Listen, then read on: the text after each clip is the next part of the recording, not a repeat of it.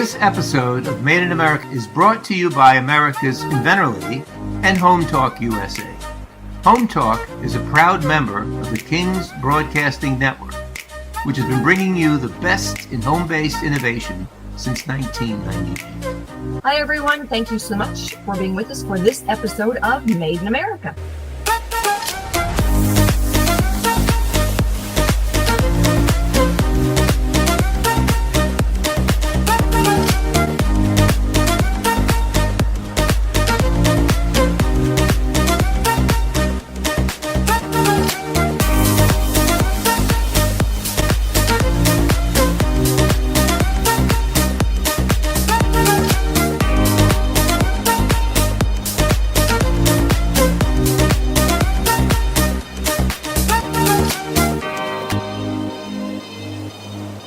This segment is brought to you by the law offices of R.P. Baraska. RPB law offices have been bringing corporate-level legal expertise to the independent inventor community for more than 20 years. For all your inventing legal needs, trust rpblawoffices.com. This is the Cajun contractor, Michael King, alone with the inventor lady herself, Miss Rita Crompton. We want to welcome all of you that's now joining us here on the King's Broadcasting Network from the Invent America show. I want to welcome all of you again. We're going to be live here for the next hour. We're going to be talking to Mr. Kevin Cody. He's going to be coming up. We're going to be talking about Made in America products and technologies and the advantages of producing here, manufacturing here, distributing here, and most importantly, selling here in the United States. So if you're new to the show, we want to let you know that it's all about education and information. That's what we do here each week and every week. But Made in America is part of the Home Talk USA family. So want to welcome all our radio affiliates also that's now tuning in to the Made in America Hour. Rita, a lot going on since I talked with you last week. We kind of laid out a good blueprint last week when we were talking about basically manufacturing technology realistically due to whatever reason. Maybe they don't want to pay tariffs, maybe, new technology, investments, low taxes, the Great American Bill that was passed. A lot going on to incentivize American manufacturers to come back and produce here in the United States. And I know you've been doing your research on this, and it's been really, I hate to say it, once this war gets over with in Iran and we get, back to normal, I think this economy is going to explode, Rita, because the stock market has been up. And I'm happy right now. As you see, I'm smiling. See, there it is. My portfolio is up right now. I think I'm up about 18% for the year. So I'm happy. So what's going on, and what do you see happening, and why you think the American manufacturers basically saying, "Hey, let's keep it here in the U.S." Well, it's a really good question, because I had talked to a gentleman that had done a lot of research and said, pendulums swing. They always do. At one point, everything was made here, and then the pendulum swung. It was cheaper to make it, other countries. They wanted a global economy. And now that pendulum is starting to swing back. The quality is awful. The timing is awful. You can't drive over to the next state next door and watch your product being made. You've got to go to, one of those other places. And, oh, shoot. Yeah, you actually have to hire a translator then who might translate it accurately and may not translate it accurately. And then you don't know what you're getting. So, there's a lot of things, shipping has become a big deal. So where, at one point, all of the washing machines and dishwashers were made here, and then they were, went overseas, and now shipping is a big deal. So now they're starting to come back. And so one of the other things that we see is different components are made here. And so part of it may be made overseas. That makes sense for pricing. It comes here, then it gets put together here. And now we're off to the races with part of it's being, made in America. And so we're seeing a lot of shifts. People are paying more attention to quality there for a long time. You get something that you are normally a size large and you order a 3X and it's actually the size of a medium here. It makes people cranky. Yeah. And also, I want to mention, I saw a report yesterday that kind of stuck with me. They were talking about cyber attacks in China specifically, the three areas that really China uses cyber attacks here in the United States. One, obviously, is military. The second one is obviously uh, the government sector. But the third is the manufacture of intellectual properties of companies that produce in China that are actually using their base of that to open up doors for cyber attacks here in the United States. So it kind of stuck me a little bit. And and what I'm trying to make a point here is that I think also the American manufacturers are now realizing that it was a mistake. They have to protect their, because in China they have no protection, and you know that, and we talked about that many times on this show, that you just don't want to leave the door open, and then eventually, due to these three processes, that you let China in, and then really you find out that your corporate secrets are now gone. You know what I'm saying? I do. And, that is true. And I try to explain to inventors, if you file a patent in America, all right, you can stop things from getting into America, but you can't stop another country from making and selling it in the rest of the world because your intellectual property is only in America. Yeah.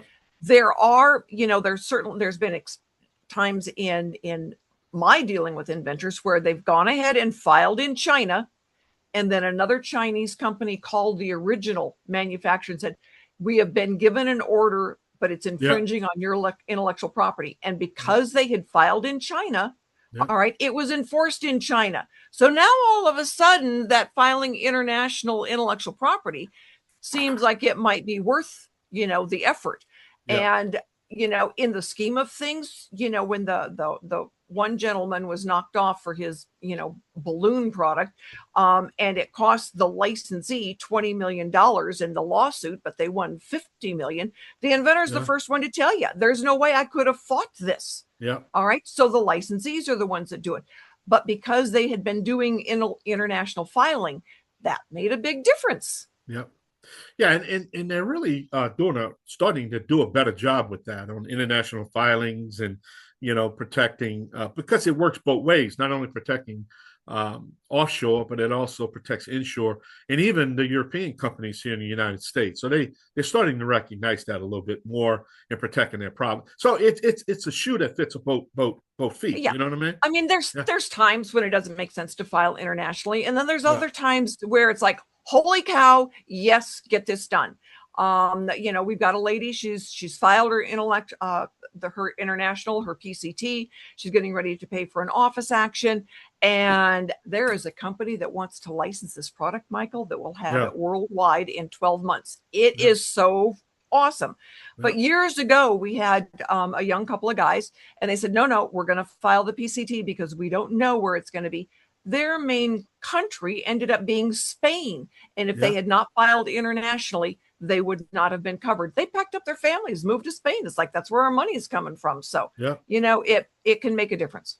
Yeah, it can. And these are things you need to know. I mean, it's everybody thinks it's, let's just, think about the technology, put it on a piece of paper, do a prototype, and then all of a sudden you realize that you're getting ready to invest a lot of money in protecting your product, and the protection means everything, because I need to tell you, it means everything to protect yourself the best way you can. Yeah, it does. Yeah. And for somebody says, well, I can't afford to file a patent. It's like, well, then don't start this.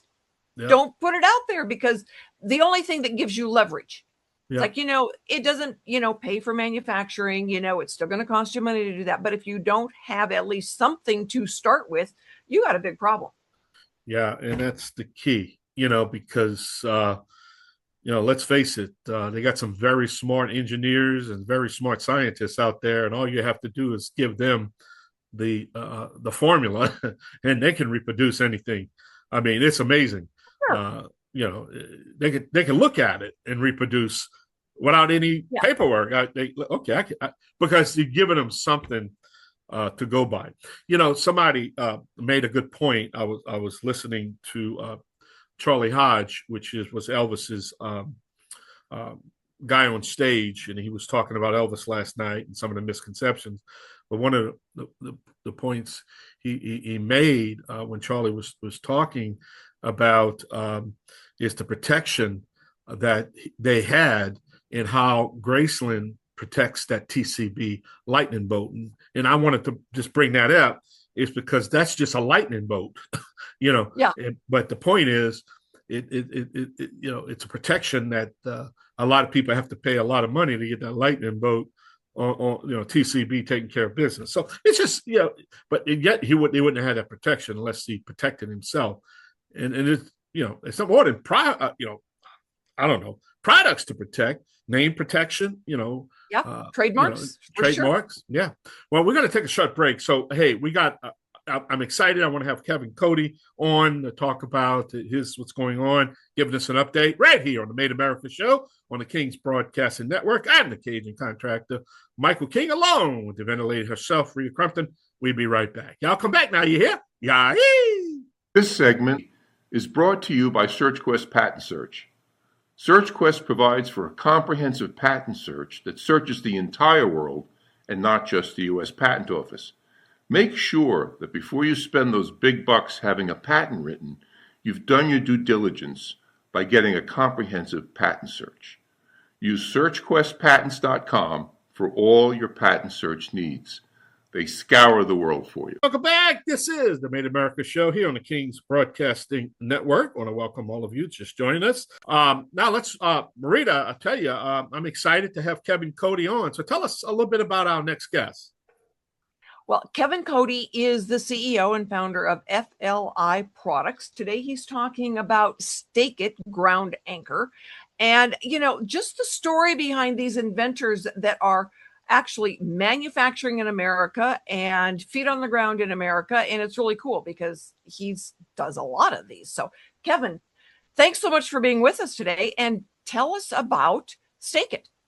Well, thanks for having me. This is awesome. I appreciate being here. This is a great forum, and you guys do incredible work to bring awareness to Made in America products. So thank you very much for having me.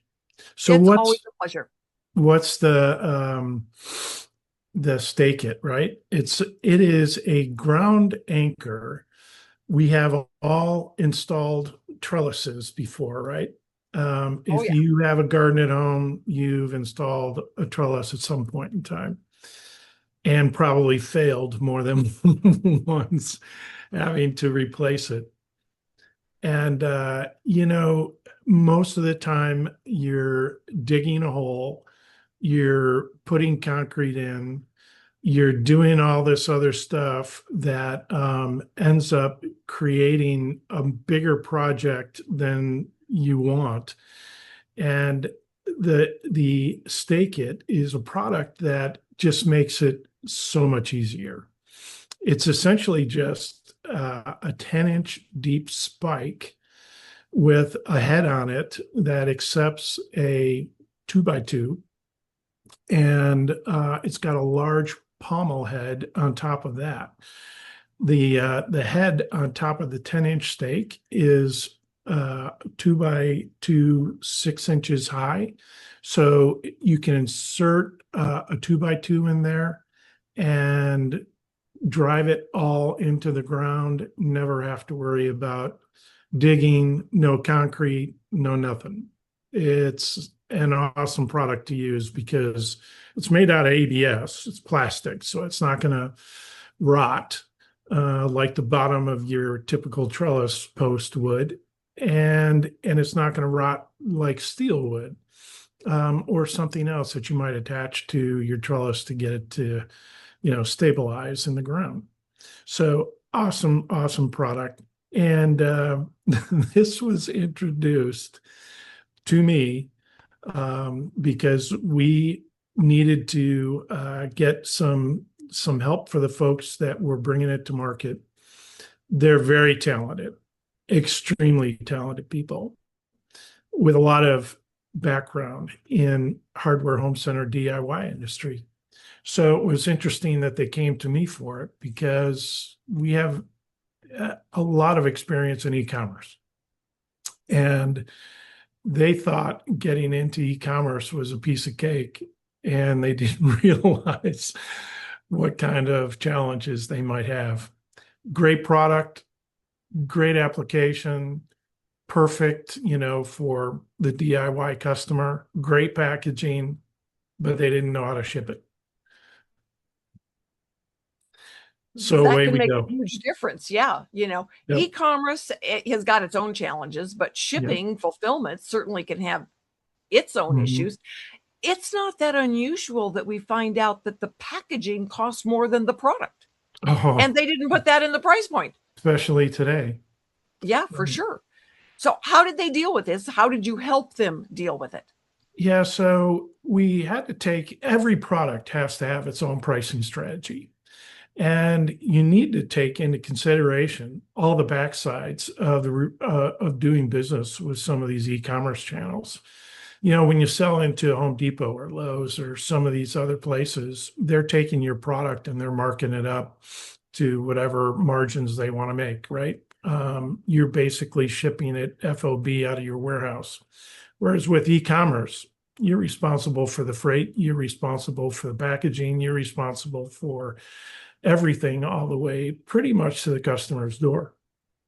And making sure that you have the pricing strategy worked into the front end of your product for both channels is really important.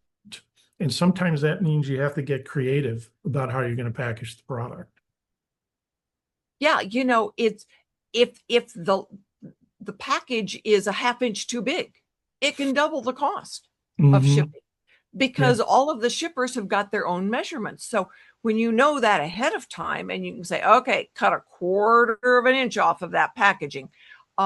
Because when we ship it, we want to make sure that we are doing something that's smart as opposed to silly. Because when a buyer sees the shipping costs, a lot of times they'll click on. Mhm.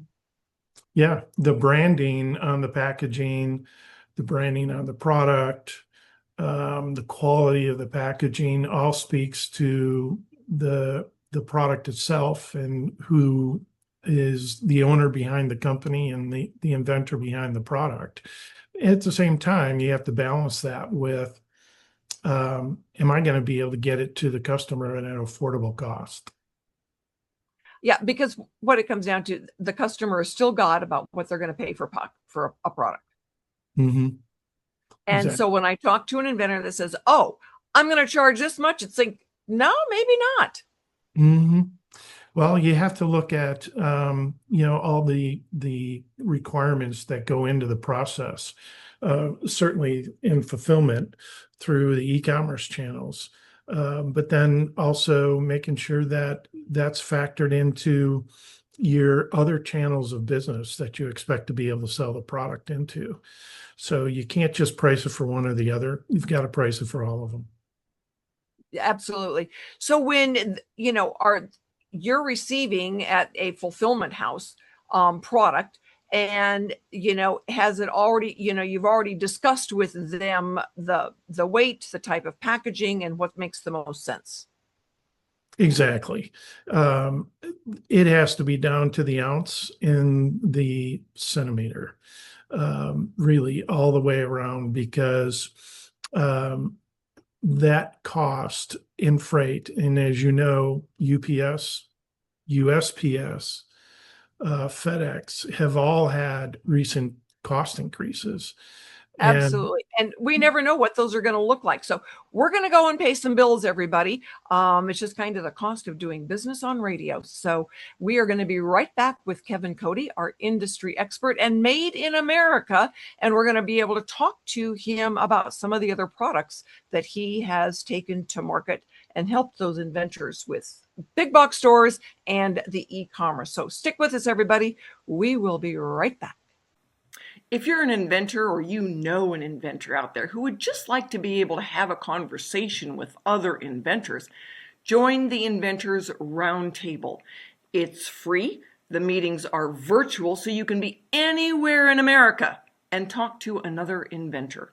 And for a lot of folks out there, understanding the process, being able to ask questions, getting good service provider information is critical to the inventing process. So, got questions? Want to join? It's free, inventorsroundtable.org. And thank you so much for being with us for this segment of Made in America. It is brought to you by RPB Law Offices, the law office that can take care of any of your intellectual property and contract needs. They've been doing it for decades. So my industry expert and product expert and e-commerce expert for this segment is Kevin Cody with FLI Products. That's FLIproducts.com. And Kevin doesn't do just stake it ground anchor. He helps a lot of manufacturers, made in America products, get themselves out there into big box stores and e-commerce. So Kevin, tell us a little bit more about FLI Products. We're a small company, really, that comes alongside other small companies. We've got 30 plus years experience in the hardware home center channel. And as the market has evolved from retail to a combination of retail and e-commerce, we've adapted to that market and have grown ourselves in terms of technology and the requirements needed to do business in both channels. And so we are doing that for our customers today, and we do it from large customers to small customers with one product. We have, over the last probably 10 years, had well over a dozen companies that we brought a single product to market and did it for them at an affordable cost that allowed them to get their name and the brand into the marketplace. So it's a fun experience to see. It's kind of like building a house.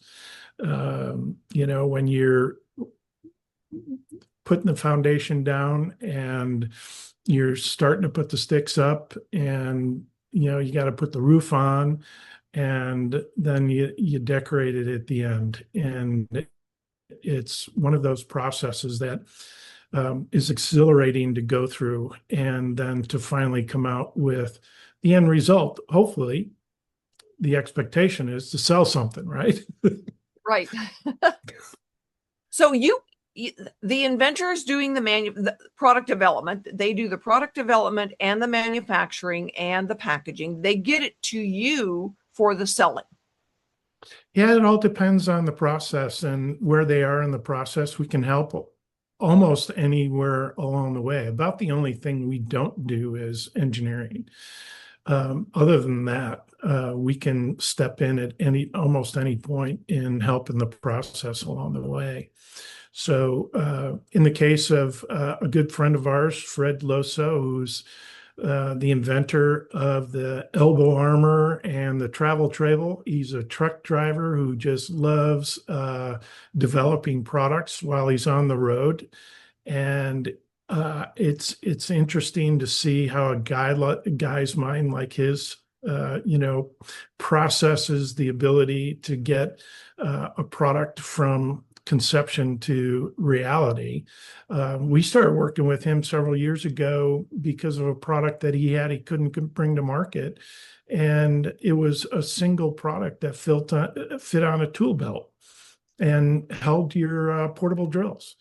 And in the course of working with Fred, we were so successful selling that product that he sold the company. We were out of business. Yay. And we kind of look at the rebranding of the Made in America Hour to be, Invent America 2.0. We need it, we make it in America. And, this is a classic example of, we need it, we make it, and then we give it to Kevin to sell it. Yeah. It happens all the time. And, everybody has obviously their strengths and weaknesses.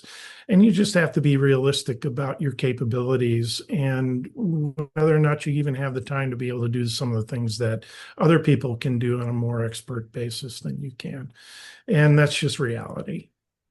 It is. It is. So what have you seen that has been the biggest challenge over the last 10 years for manufacturing in America? We're not the low cost market, obviously, and making sure that we're going to be able to produce a product and bring it to market at the right price is really, really critical. So getting matched up, really taking the time up front to get matched up with the right producer is absolutely critical.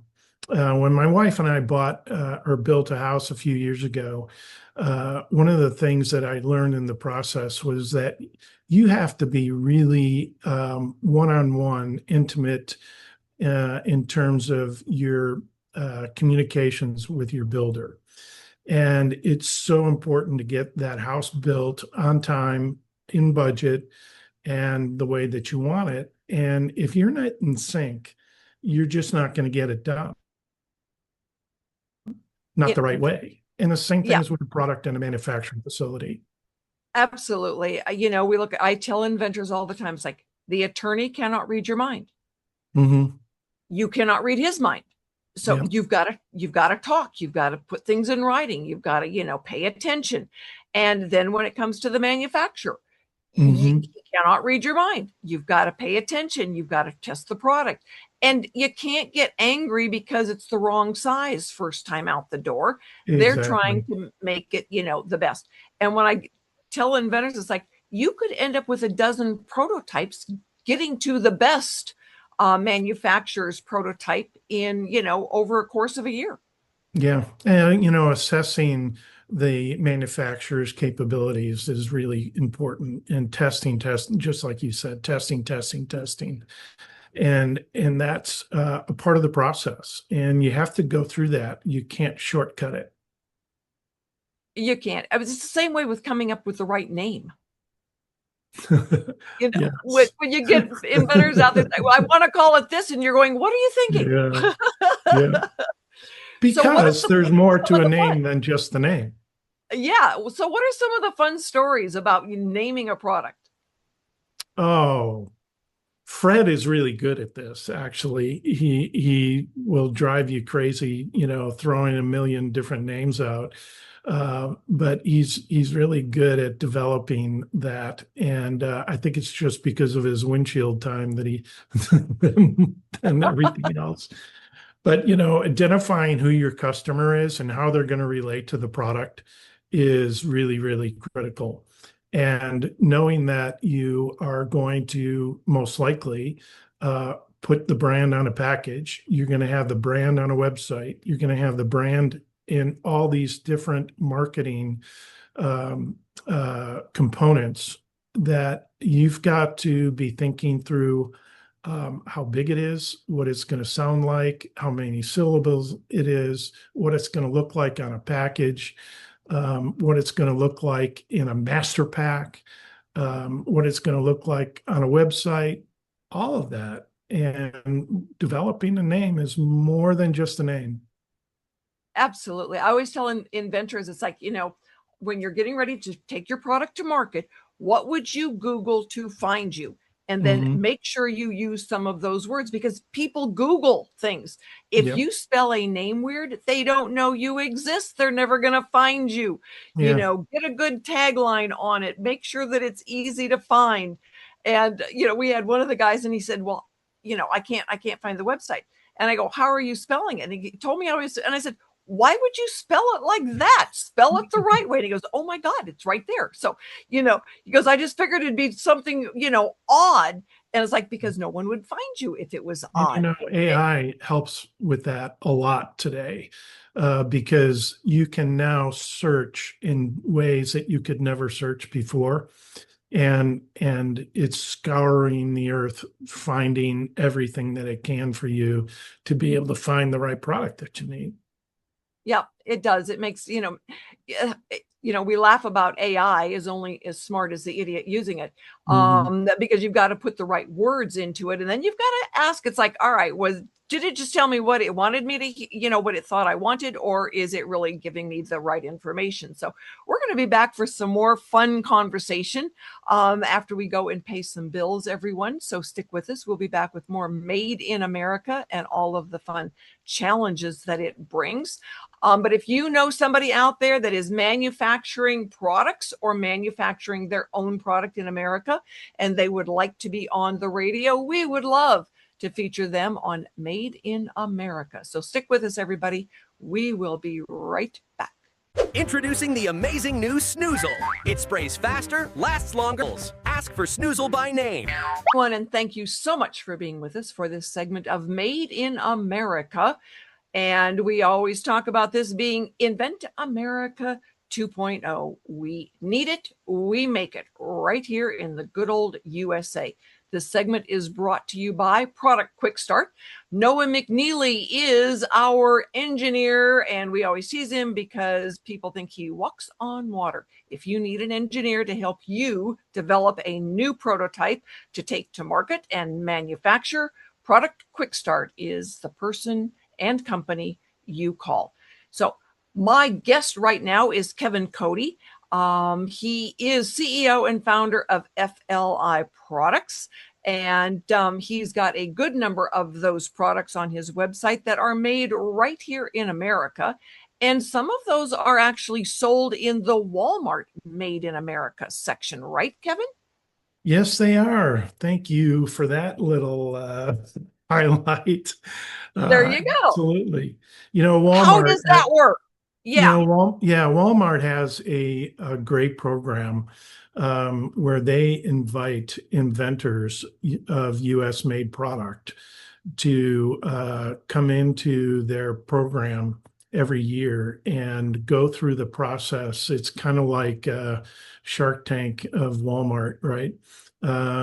Go through the process of being interviewed by their buyers for products. And it's a program that's really developed over the last, I think, about 10 years. They've been running it, and we've participated 3 times. And the first time we didn't have any success. But happens, yeah.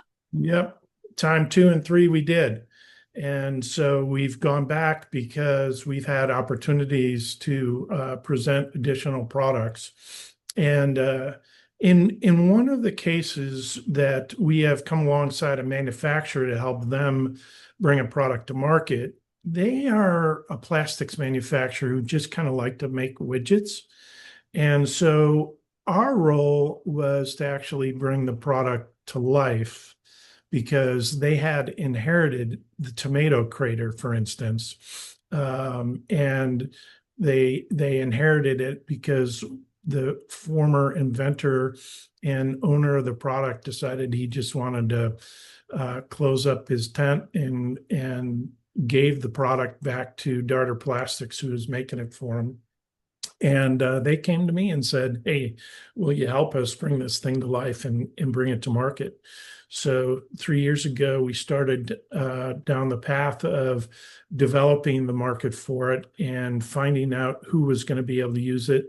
It's just a small ring that goes around a typical vegetable, the base of a vegetable. And what it does is trap the water down into the roots of the vegetable. It warms up the roots and keeps the weeds and the pests away from the stalk of the vegetable. And it's a great item, and it's called the tomato crater, but they asked us if we would help them bring that to life, and so we did. We created some animation, we created packaging, we created everything, and then the opportunity came to present it to Walmart, and we did that 2 years ago. And it's a grueling process, but well worth it, because they are looking for companies, small companies actually, like us, like Darter Plastics and like others, who have products that need to be brought to market that they wouldn't find elsewhere and certainly aren't going to find in a big conglomeration. So really, really great opportunity for small inventors out there that want to bring product to market. I would highly recommend it. So what do you do? There's a program through a company called RangeMe that you can go on to RangeMe and get a free subscription. And they regularly have different retailers who have capability of bringing new products to market, bringing new inventors and products into their stores. And you just apply. And in the case of Walmart, it's about a 6-week process where you apply and they look at all the ramifications of the product and where it fits and everything else. They do give it serious consideration, and then they'll ping you back for a meeting. So it's really pretty simple process, painless. Okay. So you've got Made in America products in Walmart. Where Yes. else do you have product? We sell products into Menards. We sell them into Lowe's. We sell them into Home Depot. And next week we have a meeting with Mercado, actually later this week, with Mercado Libre. And they're a big retailer in Central and South America. So, Cool. yeah, we're looking forward to that because about 25% of our product is sold through Amazon, and about 25% of that is sold into Mexico. And so we know there's an audience for it, and people like it. We get some great reviews there, and they found us. So we're looking forward to seeing them. Excellent. That is really wonderful. So, I love having you on because you've always got, good stories and good insight and very interesting products. So FLIproducts.com. If you happen to be in one of those big box stores, you say, oh, this sounds like something Kevin talked about. But if you want to see what Kevin Cody is helping with on e-commerce, it's FLIproducts.com. Kevin, how did we meet? Oh, wow. I don't remember. I don't either. That's But funny. it's funny because we only actually live down the street from each other. So it is Yeah. always fun to see you and have you on and see the products that you're working on. And we are going to do more with Kevin Cody and FLI Products. So everyone join us next weekend for more Invent America and Made in America, and for the master, Home Talk USA, Michael King and King Productions. We are so grateful for them to make all of this happen every single week. Talk to you next week, everyone. Bye.